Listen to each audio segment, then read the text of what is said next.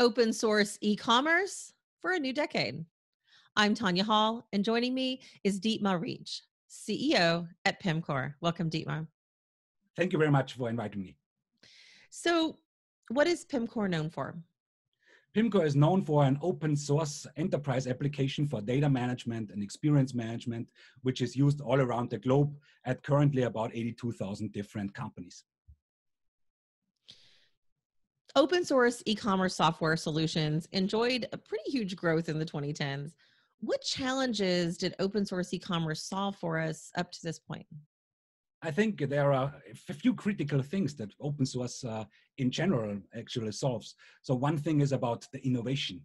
So because the source of our product is open, you can combine it with different other components basically to make it really hyper intelligent basically because it's open and it's open for innovation. You can adapt it to the exact needs of your company. So we're talking about innovation, we're talking about flexibility, and last but not least, of course, we're talking about the total cost of ownership because open source software is free in the sense that is no licensing costs attached.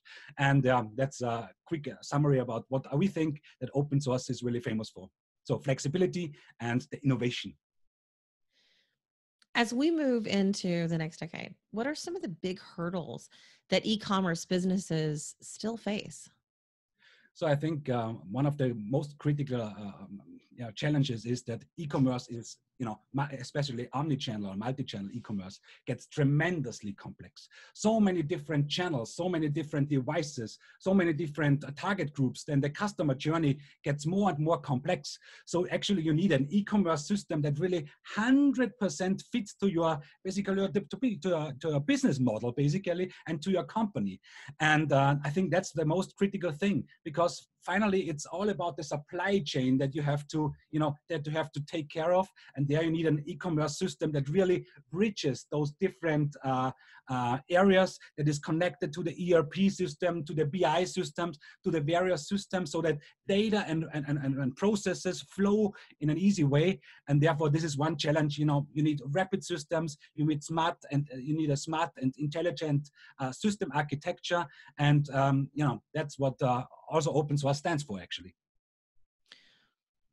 What role can machine learning and artificial intelligence play to overcome some of these hurdles? And how will they integrate with open source e-commerce platforms? So, these are the new trends, basically machine learning, artificial intelligence. So we use it, for example, for natural language processing. So to create text automatically, or within our DAM engine, so our digital asset management system, we use artificial intelligence for automatic image recognition. So to make things more intelligent, to make data more intelligent, you can do like things, include things like machine learning and artificial intelligence to make things more intelligent and to automate things. And therefore, I think these are really critical aspects of the new IT ecosystem that are really useful also in enterprises.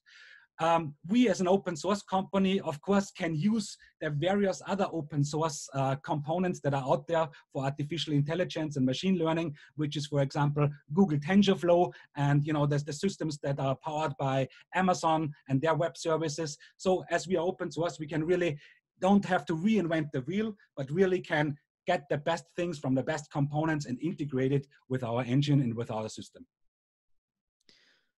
What are the trends, companies, and signals that e-commerce companies should follow to stay on top of open source advancements in the forthcoming year? So basically, they have to be on the move, basically. They have to look at the trends. They have to look at how their customer actually behaves. So things get more complex.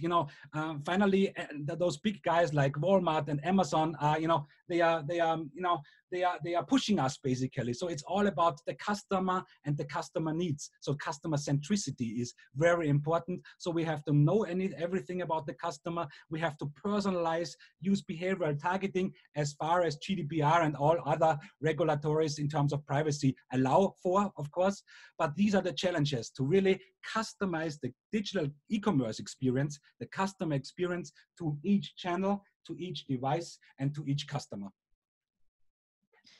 Dietmar Rietsch, CEO at Pimcore. If somebody wants to maybe get some more information or find out some specific examples of how this works, how can they go about doing that? they just can visit me on pimcore.com, of course, or just connect with me on LinkedIn. So I'm happy to answer all your questions. Thanks again. And find more of my interviews right here or go to tonyahall.net. Thanks for watching.